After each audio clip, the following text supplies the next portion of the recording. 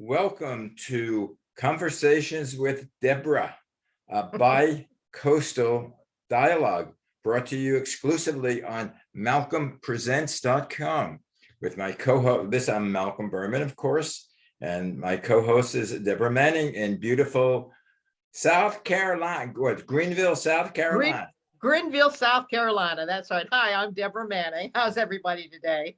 It is our lucky day, Friday the 13th. Friday the 13th. Absolutely, Friday the 13th. So it's been an interesting week. We want to talk about money first, or we want to talk about other things? Well, let's talk about money because that's a majority, and then we can get philosophical because, as I told you earlier, my brother passed away. I'm so sorry. This week. I'm so sorry. That we can talk about after we can get serious. Now let's talk about money. That's not serious. Well, I'll tell you, it's been an up and down week, and sure enough, the bear market has put its claws into about everybody. And what's been interesting, however, is that this Friday the 13th, it looks as though the stock market has finally managed to claw its way back. Sorry for the juxtaposition of information, but it's clawing its way back to looks like an increase. What's been happening, of course, is that the inflationary pressures on this economy have finally come to fruition. I mean, all of us have felt it in the middle class and lower classes. We've all felt it. But at this point right now, it seems to be continuing. And we're looking at an 8.2% interest rate in April. But it looks like the consumer price index, which is actually, the producer price index, went up to a wonderful 11%. Now that producer price index is the wholesale price, which obviously will be passed on to the consumers. So while April's number of 8.2% was lower than March's 8.5, you're going to see it start to continue to increase. However, all that being said, with all of the bad news that came through, including things like the baby formula shortage, the inflation, the problems with consumer sentiment and what have you, the Dow and the NASDAQ have started to inch their way up a little bit. So yours truly has started nibbling a bit. And once again, I'm looking at profit margins. I'm looking also at debt, because as the Fed starts to tighten up the money supply, it means that only those companies that are flush with cash and are flush with the ability to increase the prices and pass it on to consumers, those are the companies that are going to weather this inflationary period of time. So have I started to nibble? Yep.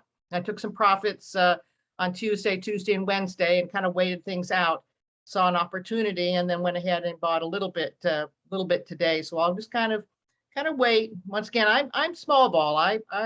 I like to play like the Angels coach, Mike Piazza, and he had always said, don't worry about the grand slams. Make sure that your team gets onto first base and then second base. So if you get single hits, all of a sudden you're winning the World Series, and that's how they did it. So at any rate, that's where I am on things. I'm not good for the market then, because I liked always betting on the long shot. I mean, in fact, it'd been great if I bet on the long shot last week's Kentucky Derby. Yes, could you believe that? 80 to 1. So for $2, I would have won $160, which ain't bad. Well, I was thinking about you as I was watching this long shot reach the finish line. Absolutely. I was saying, Malcolm, I hope you bet on him. I hope you bet. But I never could bet on a sure thing. I remember when I was a teenager, there was this one, it was an older man. Actually, he was an amazing guy. His name was, I don't know his name. They called him Shaky. Why? He had Parkinson's disease. Oh, so he was shaking, but he could cut a straight line. Really? What kind of business was he in? He learned how to just snip when he zigged and then snip when he zagged. Oh my God, that's funny. But Shaky could do a straight line. He was a tailor. Oh, how interesting. And he used to go to the track and he would bet one race, the main race, and he would bet like a 2-to-1 favorite, something. And he would, put, $200-$300 on that, just one favorite that 9 out of 10 times would win. And he would get like $2.10 back for his bet. But he was happy to get that small profit. But when the favorite lost, he came home crying. Yep, yep. Well, there have been a lot of very interesting things that happened with the stock market. You see, Apple went down dramatically. That once again, they're worried about supply chains. But on the converse of all of that, think about the number of Apple products that could potentially be purchased during the Christmas time. So I'm waiting on Apple for quite a, probably for another couple of months as it continues to go on down. I think they hit down to 144. They were up as high as $180 a share. But the other thing that's interesting is you look at a company like Amazon. Amazon has started to really lose a lot of value. And yet, what is interesting about Amazon is that we're continuing to buy. They're not simply a one horse pony here. They are a company that, for example, I know in our household, we end up getting better bargains with cat food, for example. And we've got 6 cats. So, of course, I'm buying my cat food from Amazon. So Amazon has gone down dramatically. They're going to split. I believe it's 9-1, I believe it is. And that's not a big deal particularly, except once again, you can always buy fractional shares. I know that with my Fidelity account, I can buy a fraction of a share. I can buy $100 worth of a $2,000 stock. And it's explain that, because I spoke to my friend Barbara, the one who listens to you. Oh, good. Yeah. She hasn't heard of the fractional things. So how do you do? Now, what do you tell your broker? Well, I don't. Once again, I don't utilize a broker. I do my own studying on things. It's not that I'm suspicious of brokers, but they are paid by commissions. So once again, I do my own research on things. And as I've said before, is that if I find a stock that looks interesting, I'm looking at their profit margin, I'm looking at their cash flow, I'm looking at their debt service, I'm looking at their operational margins to see that they are above what the overall industry is. And in terms of buying a fractional share, for example, I have a Fidelity account, and in that Fidelity account, I could buy, for example, when I was just a kidlet doing this, I was buying Tesla shares. Now, I couldn't afford the $1,000 plus worth of Tesla shares. So what I ended up buying was about $100 worth of Tesla. I got, 0.12% of Tesla, but once again, it was treated as though it was almost a complete full share. But, you got a fractional amount of it, 0.12%. So with Fidelity, you can buy fractional shares. There's no commission costs, which some people say is a bad thing, but I'm fine with that. I like going in and out of the market because would a broker handle this, or the broker wouldn't handle this? Broker would not handle it. Once again, you would go to like a Fidelity. You can open an account very easily. TD Ameritrade does the exact same thing. So I would stay with some of the bigger groups that have the it's almost like FDIC insurance, like a bank has, but it's the stock market equivalent of that. So that you're what is the minimum amount you can give to the Fidelity or one of those groups to start an account? I opened with $50, so. Oh, okay. I mean, there was nothing. Yeah, that's now what's happening with Elon Musk? He's doing that. I don't know. I listened to something on the news about Twitter, and he's not sure if he's buying it anymore. What's his story? What kind of game is he playing? Oh, of course he plays the game. He's a very smart businessman. He's the richest man in the world. And how did he get that way? He negotiates. So at this point right now, his suspicion is, even though that Twitter has said that only 5% of the accounts are bots, they're robots, and thus not real people, that he feels as though it could be far higher than that. Now, why is that important? Well, obviously, you cannot charge a fee, a monthly fee, to a robot, obviously. And since Twitter has been free for quite a period of, well, ever since its inception, it needs an ability to be able to produce income. So he's looking at the ability to produce income. And if there are robots that are there that are more than 5%, that really skews his ability to be able to make this profitable. And Elon Musk wants to make it profitable. Oh, really? Now, I thought it was very interesting that who did he want to charge? He wanted to charge commercial ventures, perfect, corporations, perfect, and also government officials, perfect. So people like you and I, if we want to be on Twitter, from what I understand, you will not be charged, but that allows him to be able to have a good solid base of income. He'll take it private and then he'll go ahead and then make it go public, but he needs to make some huge changes with it. I mean, some of the things that Twitter is done. There was a comment that President Biden made, and it was allowed to stand. What was interesting is that President Biden, I believe it was this morning, had tweeted out that he had helped reduce the deficit, and he had helped also increase all of these jobs after COVID. And then he said that he had entered the presidency and there was no vaccine available. Knock, knock. What are you talking about? The vaccine was available. I know that we were prepped and ready to go. My husband got his vaccination in January. I got mine in February. So what in the world is he talking about?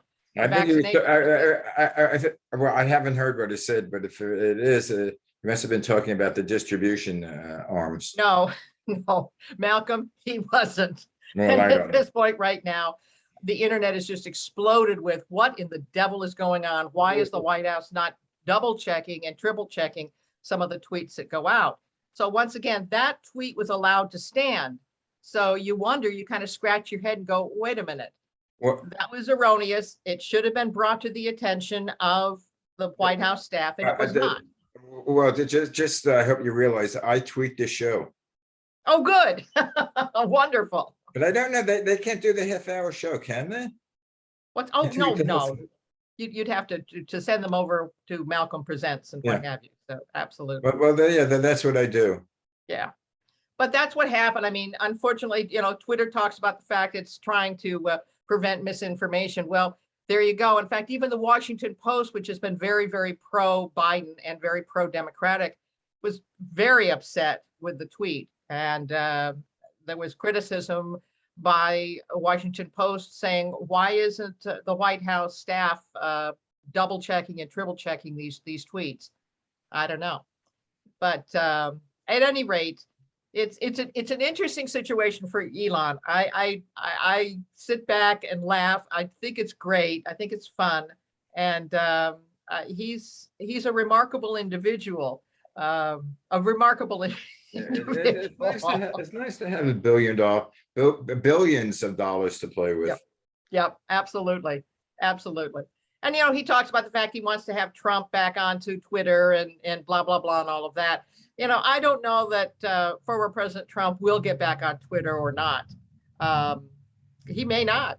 He absolutely may not. I don't know. He's doing just fine. I mean, I'm just amazed that there are still people who say, "Oh, I'd vote for Trump. He's the greatest president since that we've ever had."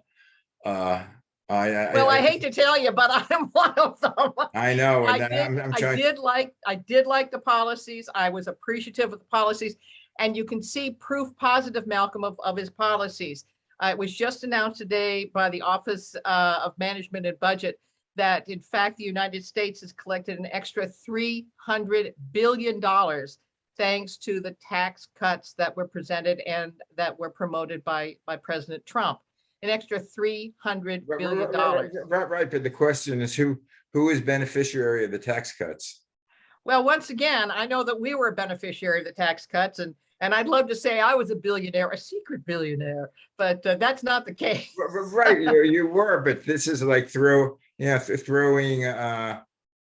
toilet paper to his crowds. It's like minuscule to what was returned to myself and people such as us in comparison to what was returned to the rich.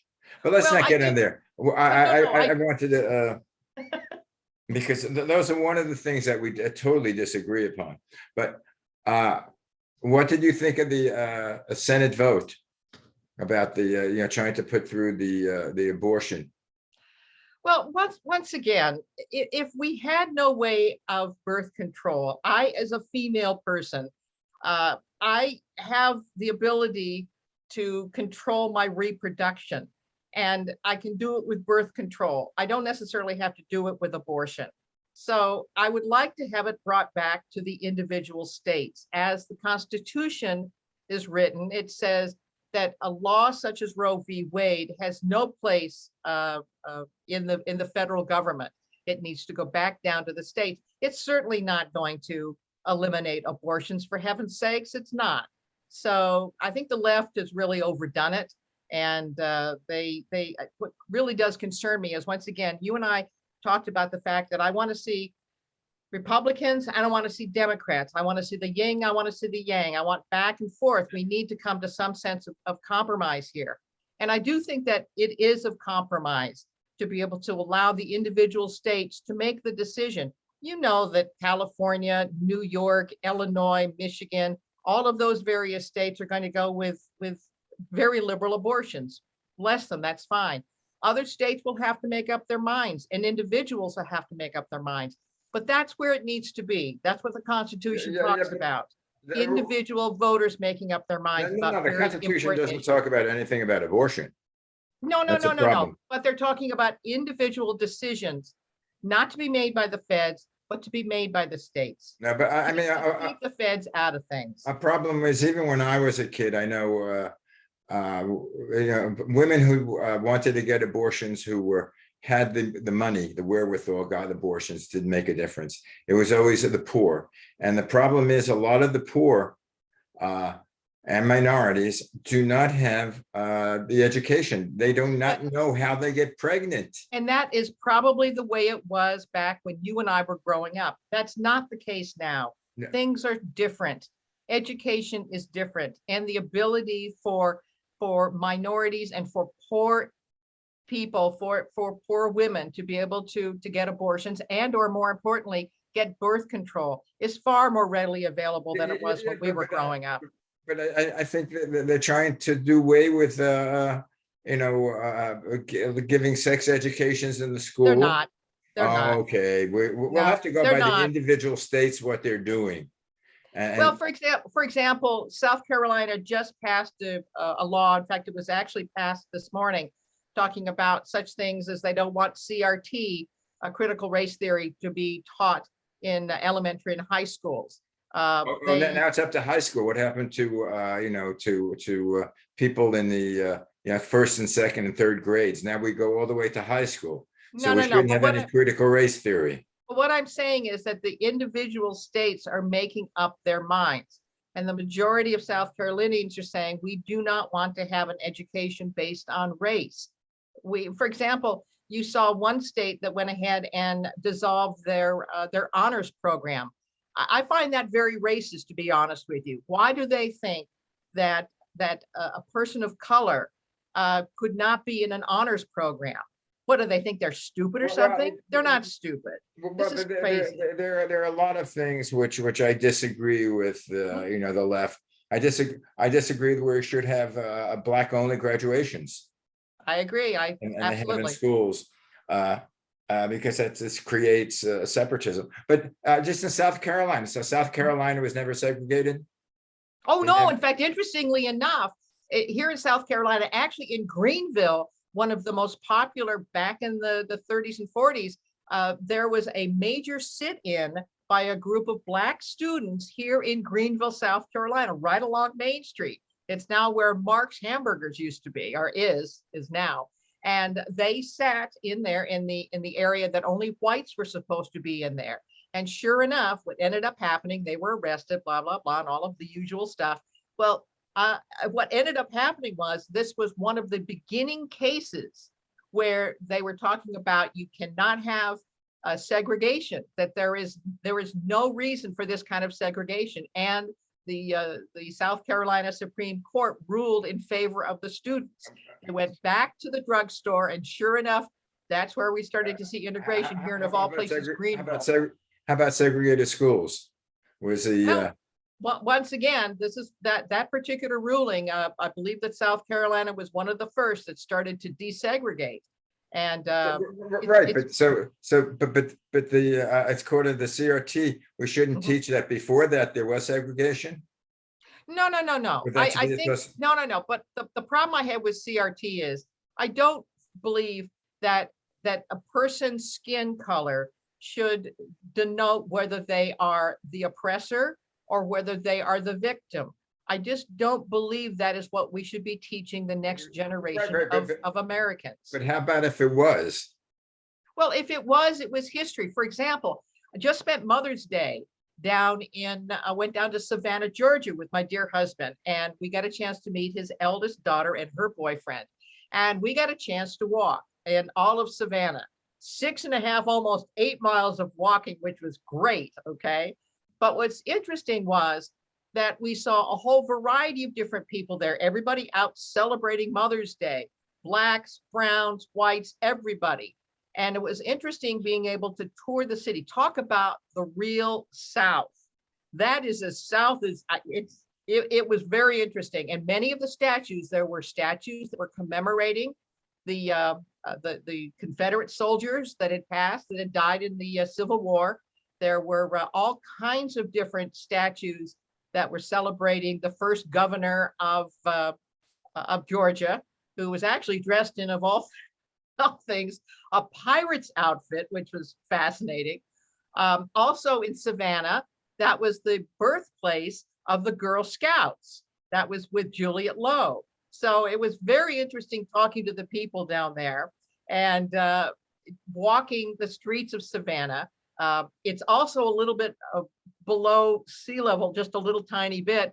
So I must tell you, it is quite the fragrance of sewage. Well, I forgot, where was it there where the mayor was talking about building up the seawalls?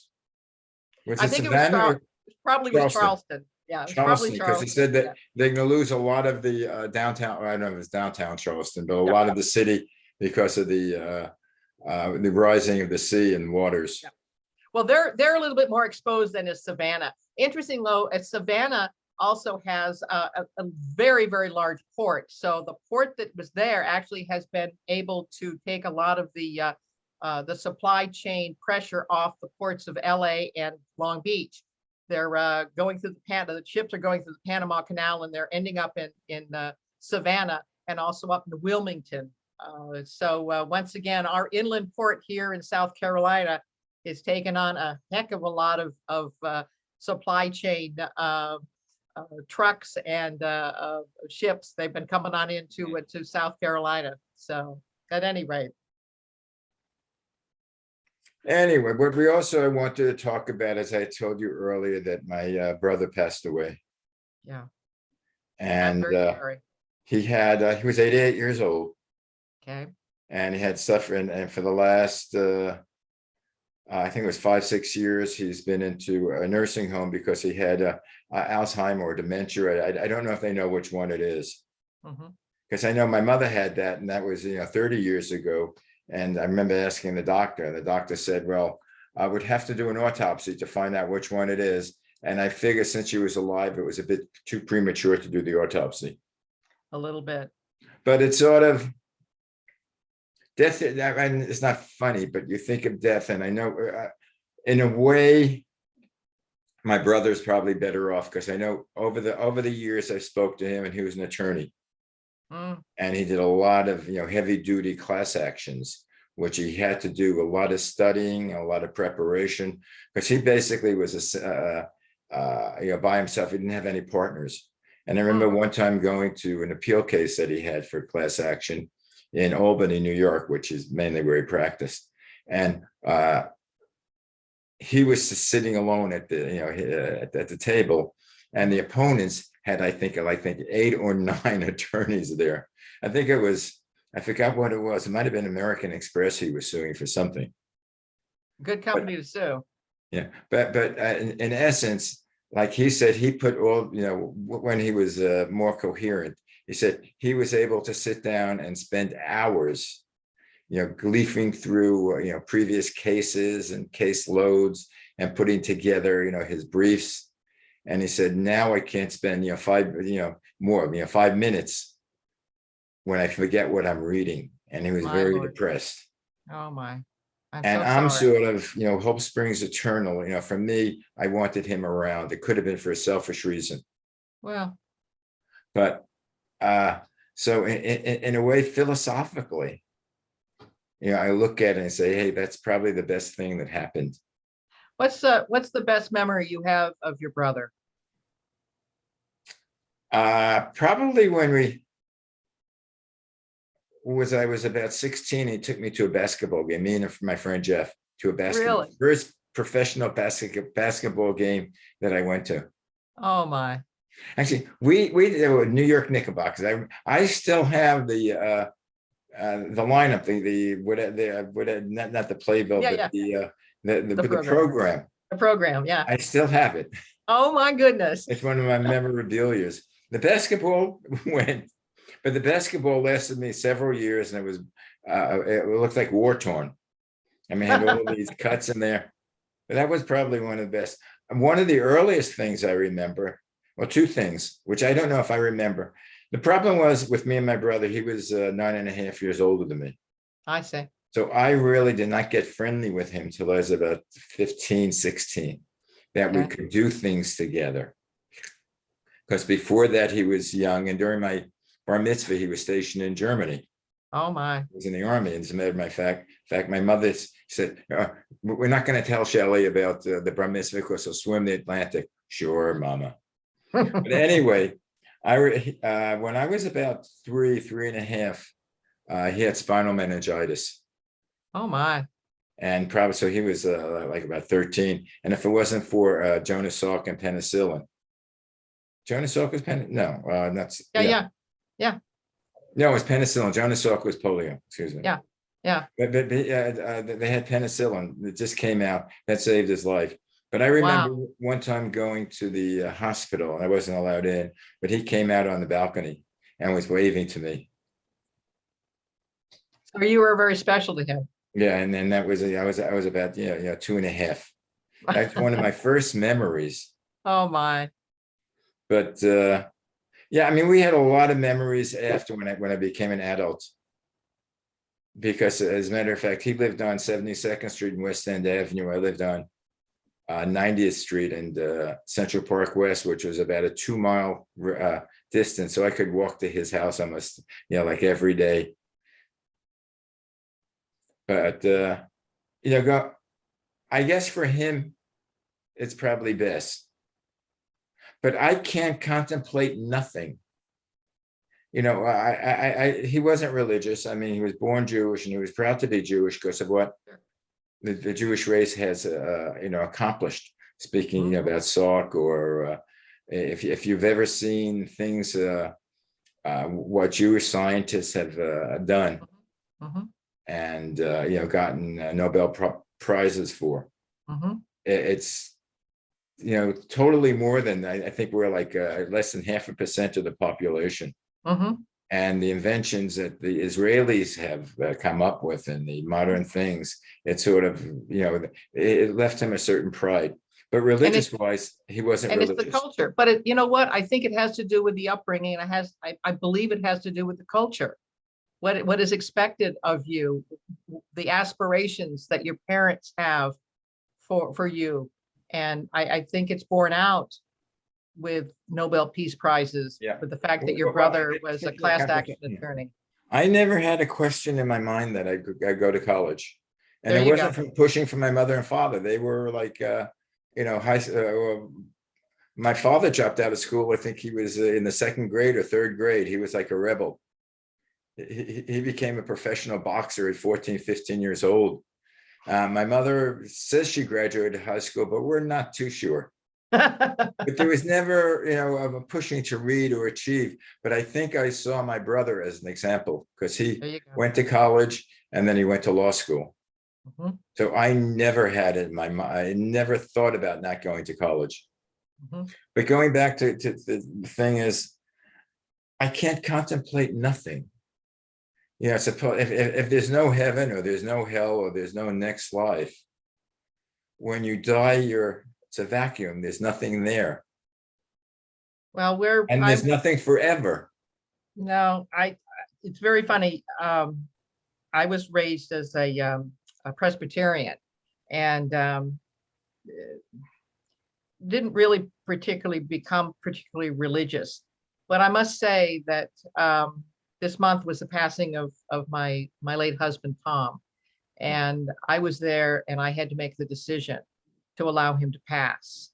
And I am astounded at the education that I was able to get from that entire experience. I don't mean to sound so clinical about it. It was remarkable. And there is a heaven. There is. Yeah, There is. And as he passed, I could feel the breath of his spirit, of his soul past my cheek.